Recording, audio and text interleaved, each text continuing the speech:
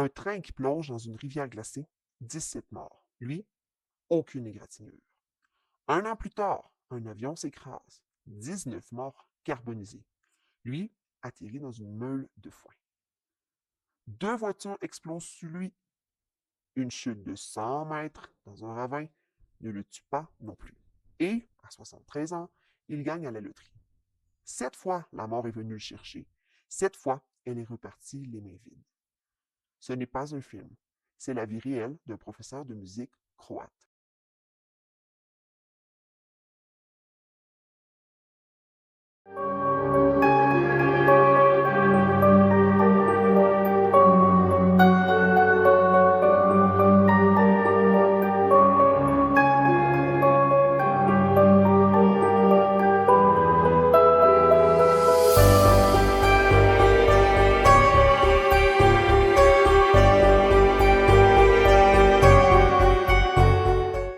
Il y a des histoires qu'on entend une fois et qu'on n'oublie plus jamais. Pas parce qu'elles sont belles, ni parce qu'elles sont tristes, mais parce qu'elles sont tellement improbables qu'elles semblent sortir d'un film de science-fiction. Le genre de récit où, si un scénariste le présentait à Hollywood, on lui dirait que c'est un peu trop gros, trop invraisemblable, que le public ne marchera jamais dans l'histoire. Et pourtant, voici l'histoire d'un homme né prématurément sur un bateau dans l'Adriatique dont le père a coupé le cordon ombilical avec un couteau de pêche. Un homme qui, à 11 mois, a failli mourir d'une infection intestinale. Un homme, à 11 ans, il a failli perdre la vie. Et qui, à partir de 28 ans, a survécu à 7 catastrophes, que n'importe laquelle d'entre elles aurait dû le tuer. Un déraillement de train dans une rivière glacée, une chute d'avion de 800 mètres d'altitude, 2 noyades évitées de justesse, 2 voitures qui explosent sous lui et une chute en voiture dans un ravin de 100 mètres. Pour couronner le tout, et c'est là que l'histoire bascule dans le surréalisme absolu, à 73 ans, il gagne environ 800 000 € à la loterie. Il s'appelle Franz Selak, il est professeur de musique. Bonjour et bienvenue sur ma chaîne Entre ombre et lumière. Aujourd'hui, j'ai décidé que j'allais vous raconter l'histoire d'un homme que la mort, visiblement, ne voulait pas venir chercher. Et on va aussi être honnête sur quelque chose que beaucoup de versions de cette histoire omettent. Certains détails du récit de Salek sont invérifiables. D'autres ont changé au fil des années. Les sources ne donnent pas toutes les mêmes informations, mais cette histoire, qu'elle soit 100% vraie ou pas, elle est quand même exceptionnelle. Parce que sur cette chaîne, on préfère une histoire vraie imparfaite à une légende trop parfaite. L'enfance et les premiers signes. Pour comprendre Franz Selak, il faut commencer avant les accidents. Il est né le 14 juin 1929 sur un bateau dans l'Adriatique.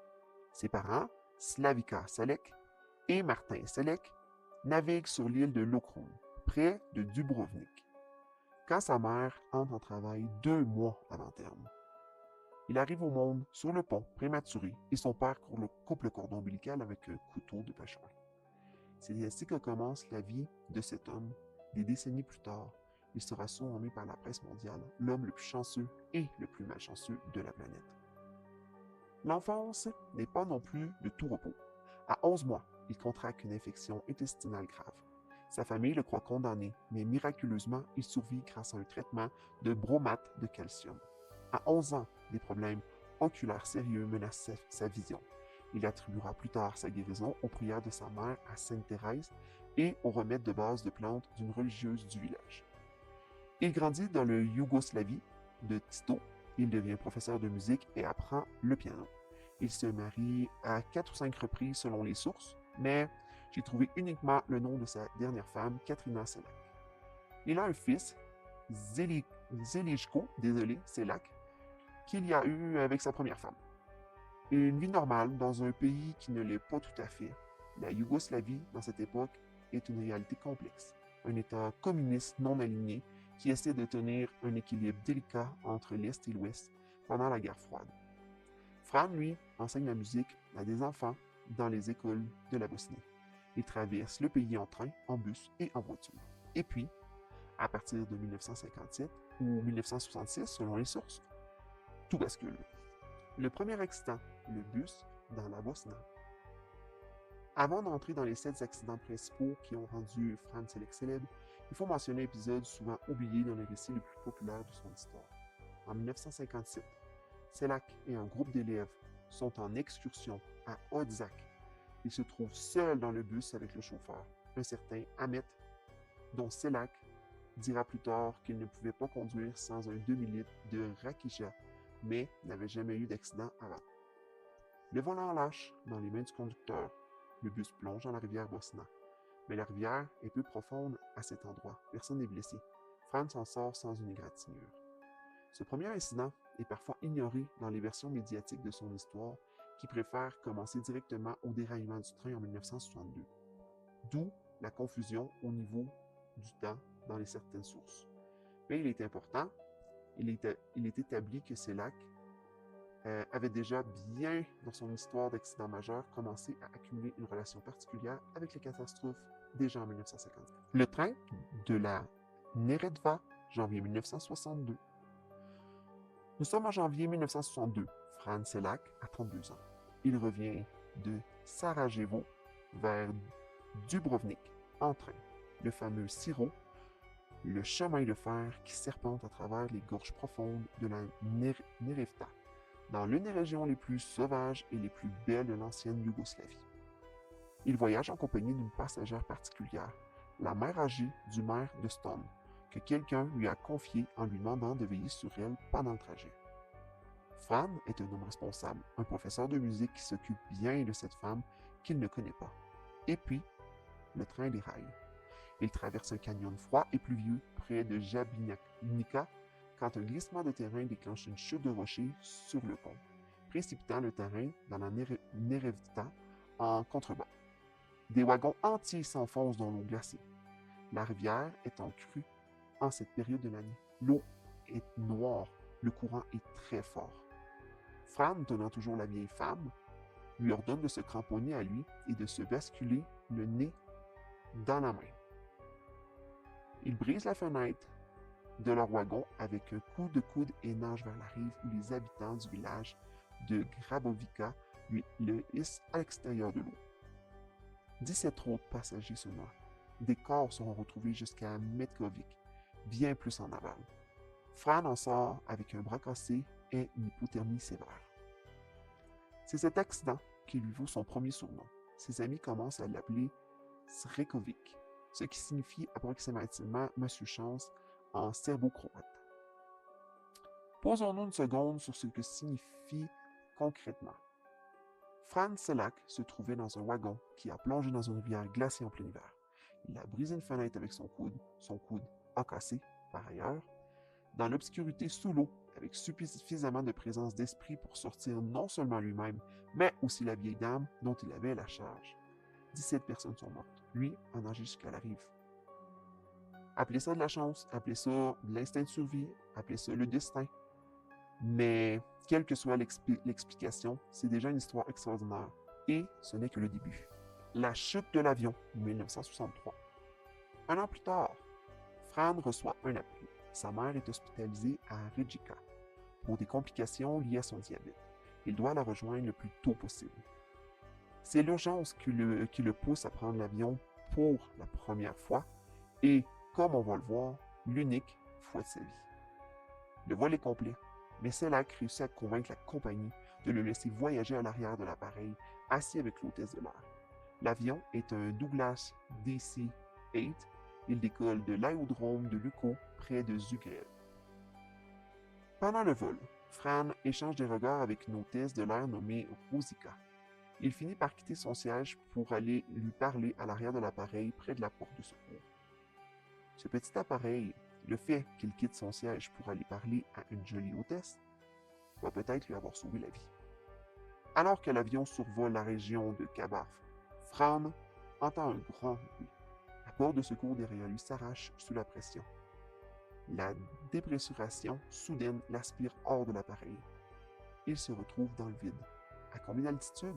Selleck dira plus tard qu'il tombe sur 800 mètres avant de perdre conscience. Pensez à ce que ça représente, 800 mètres de chute libre, sans parachute, au-dessus des montagnes de Croatie. Il atterrit dans une meule de foin, dans le hameau de Parc. Il passe 4 jours dans le coma. Quand il se réveille au département de traumatologie de Zagreb, le médecin lui annonce qu'il n'a ni fracture ni blessure grave. C'est en lisant le journal Vjedik depuis son lit d'hôpital qu'il apprend ce qui s'est passé. La queue de l'avion a heurté les collines de Gorski Kotar, près de Prague, déclenchant un incendie à bord. L'appareil s'est écrasé. 19 des 21 occupants ont été retrouvés carbonisés. 2 survivants, Fran et Rosita, l'hôtesse, qui dit avoir été retrouvée vivante dans un arbre par des hélicoptères militaires. C'est là qu'affirme que Rosita est originaire de Futog, en Vojvodine, et qu'ils sont restés amis jusqu'à la fin de leur vie. Maintenant, et c'est là qu'on va être honnête sur cette histoire, il faut mentionner un détail important. Les journalistes et les historiens qui ont cherché des archives de cet accident n'ont trouvé aucune trace d'un crash d'avion en 1963 en Croatie correspondant au récit de Selak. Aucun registre officiel, aucun article de presse d'époque retrouvé à ce jour ne confirme cet épisode précis. Cela signifie-t-il que Fran a inventé l'histoire? Pas nécessairement. Les archives de l'ancienne Yougoslavie sont incomplètes et certains événements de cette période ont simplement disparu des registres. Mais ça signifie que cette partie de son récit ne peut pas être vérifiée indépendamment. On reviendra sur cette question de vérifiabilité à la fin, mais pour l'instant, continuons dans le même sens. Le bus dans la rivière. En 1966, Selak prend un bus en direction de Split.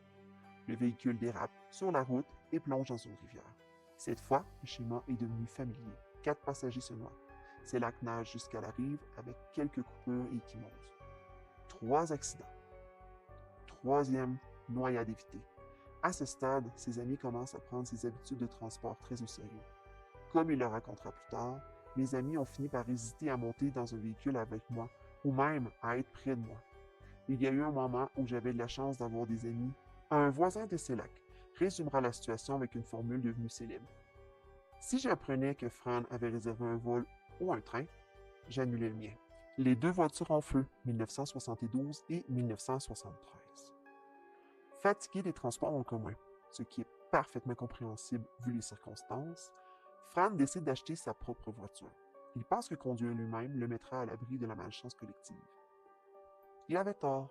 En 1972, selon un entretien de 2006 avec le journal croate, Fran roule sur l'autoroute entre Zagreb et Bosnie avec sa femme à bord de leur Lada, quand cette dernière remarque une forte odeur d'essence.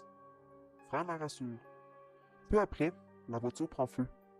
Il s'en sort avec quelques cheveux roussis. L'année suivante, en 1973, histoire presque identique.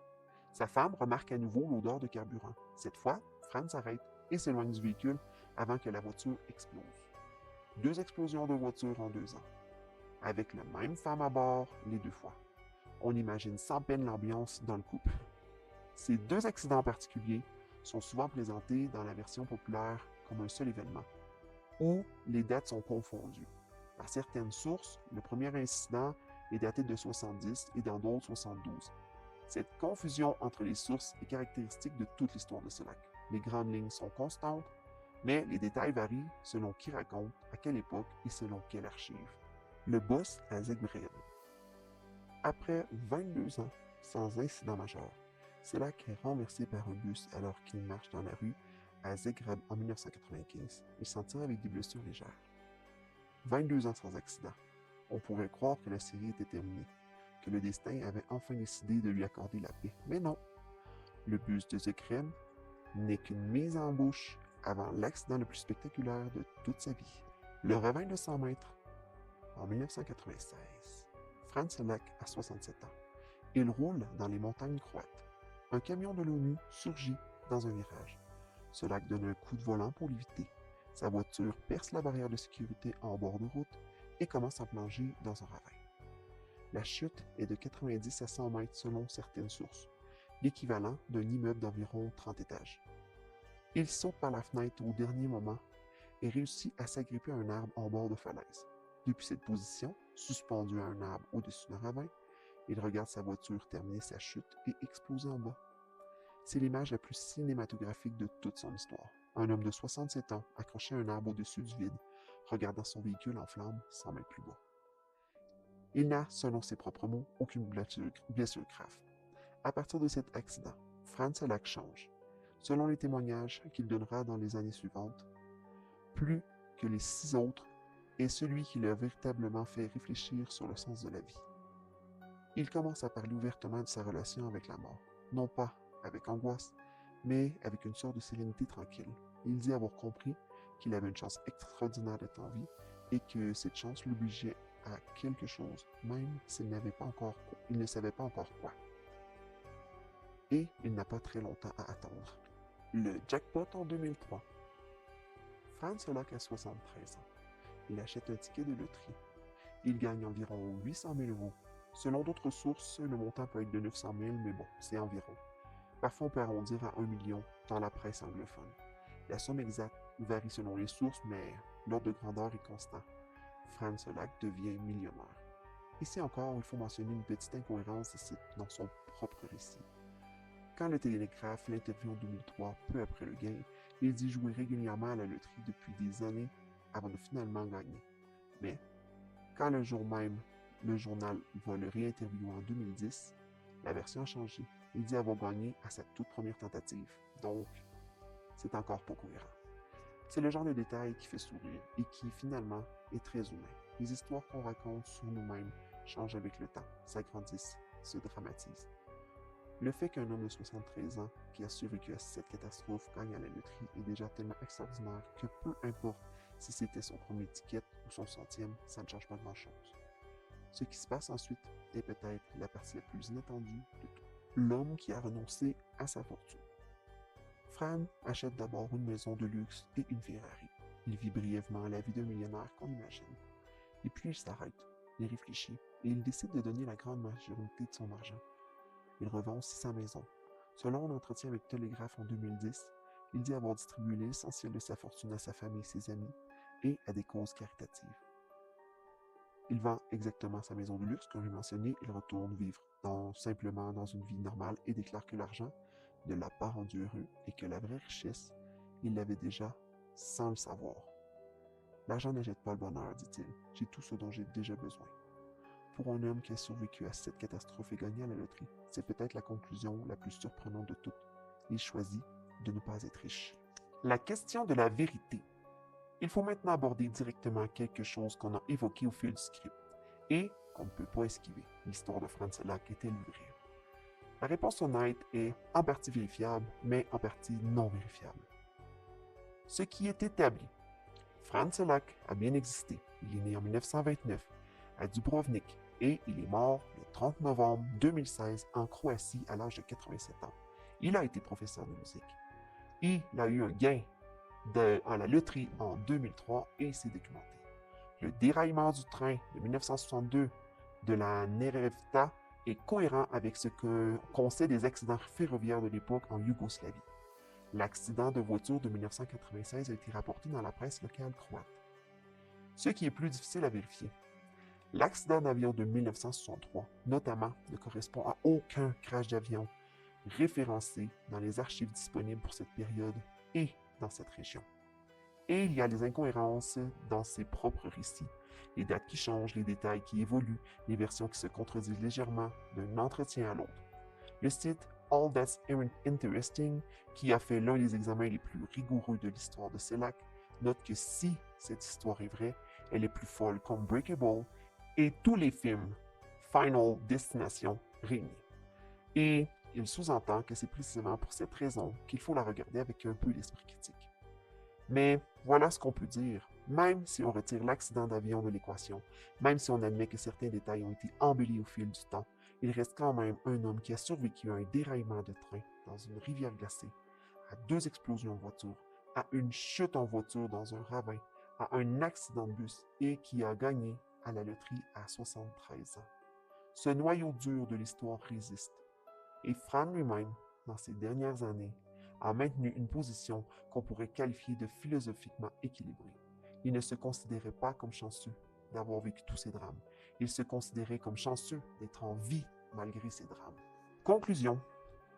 Franz Selak est mort le 30 novembre 2016 à 87 ans de mort naturelle dans son lit en Croatie.